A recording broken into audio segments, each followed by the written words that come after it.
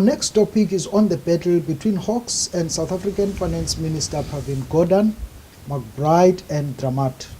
The leaking of the letter warning Finance Minister Pravin Gordhan to respond to the Hawks or else would seem to have been deliberate. Last Sunday, a letter warning Finance Minister to respond to the Hawks or else found its way into the public domain. The minister had only just set foot back in the country after a week abroad, trying to persuade foreign holders of these countries' debt that their money was still safe. The leaking of the letter would seem to have been deliberate and intended to have precisely the effect it did have to rattle the markets and nudge the country one step closer to a downgrade. The question is, why anyone would want to do this when so much is at stake? Mr. Ngagai. Well, this is a purely political issue at this stage, and the story is still fresh, it's still unraveling. We're getting bits and pieces of information through the media, but you know, like I said, it's purely political at this stage, and I think Professor Bradshaw would be able to elaborate a little bit more on that issue. Your take, Leonard, Professor? I would agree. I think it's entirely a political issue. I think the timing is political to a large extent. This is the crucial time for any Minister of Finance in this country, particularly in the last 22 years, to break this issue around, first of all, his budget speech. Secondly, while the rating agencies have us under a microscope, as it were, I think that this speaks more to tensions within the ruling party, and one hopes that that at the end of the day, it's not at the cost of South Africa more generally. Sure. But one other question is, like, in your view, do you think that's the timing of the letter and also its language that is threatening and forceful, suggesting that the minister was not a law-abiding citizen for thinking he deserved special treatment in delaying a response to this and its investigation into the so-called rogue spy units and SARS when Gordhan was commissioner before 2009? Let's talk about the history behind this. Does it have any underlying things in it?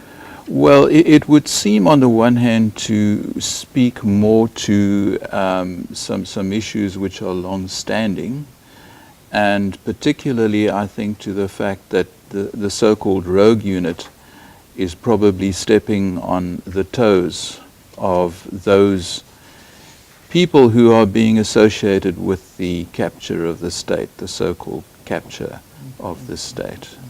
And one has to ask oneself whether we're talking about state capture or perhaps something more actively selling off of the state, which we see happening at the moment. Wow.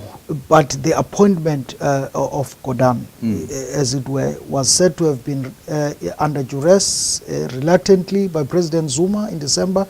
Can we analyze that statement, perhaps in regarding what is happening with the capture, so to speak? Well, you know, one isn't necessarily privy to everything that's going on, and I agree with my colleague that these things will eventually emerge.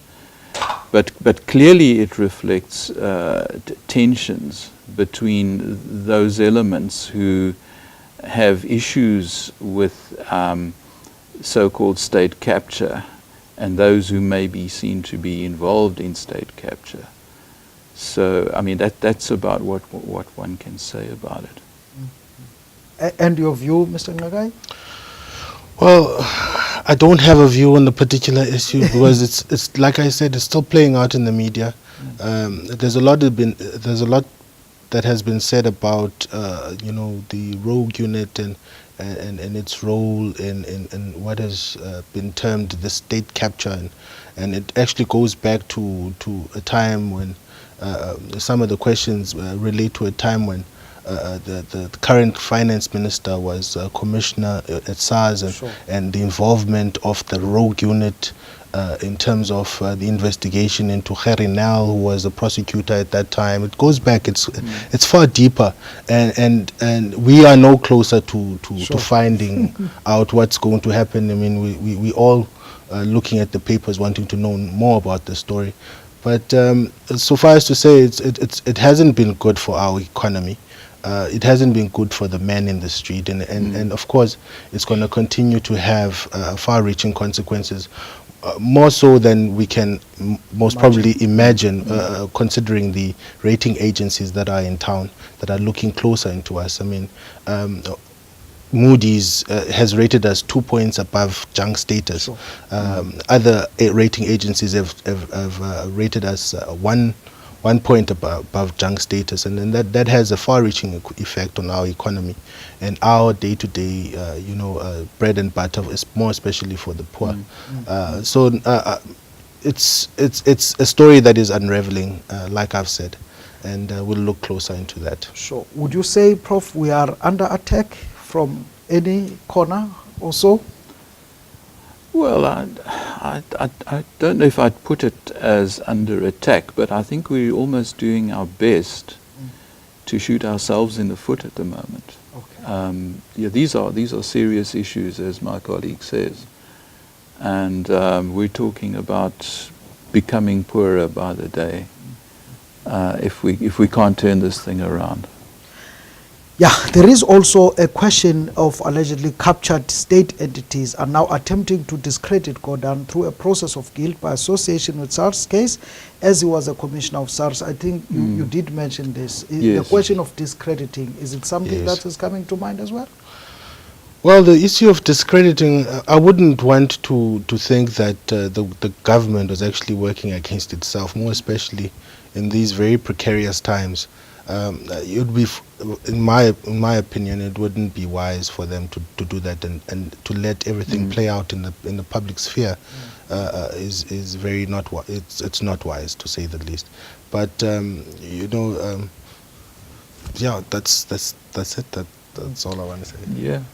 Gentlemen, you both have carefully said, let us wait until the case pans out. But I would really like to know from both of you, what do you think the case will turn out legally and politically? Where is it putting South Africa in terms of the rating? Yes, downgrading, sure, and affecting the poor and vulnerable and so forth. But what is it that we do not see politically and legally? Wow. I'm not sure. I don't have a crystal ball at this point, so it's hard to say. But except to say that I think, as we've already mentioned, that the seriousness of this, in terms of the fact that we all become poorer by the day, that government costs more in terms of our ability to borrow at good rates and so forth, and we're going to feel it in the pocket if we can't at least have the same kinds of interest rates as we currently have. How is it going to affect men and women in the street? Well, inflation has gone up by, I think, 0.25%, if I stand to be corrected. That's going to increase the drought as well. It's contributing. Sure. It seems as if all the factors are there for a perfect storm currently. At the moment here in the country. And the poor, obviously, they always get the raw end of the stick, and in this situation they're only going to come out worse off than anyone else. It's going to affect them legally. Well, except where there's there's allegations that the president had information or knew about this so-called state, or participated in basically, allowing some families to have influence in influencing, certain ministers in the appointment and removal of certain ministers. Obviously, that is going to have somewhat down the line a sort of a legal element that comes in either when he comes to defend himself or issues of constitutionality are raised as to who may or may not appoint ministers or ex-ministers. And that's all going to play out in the media quite soon.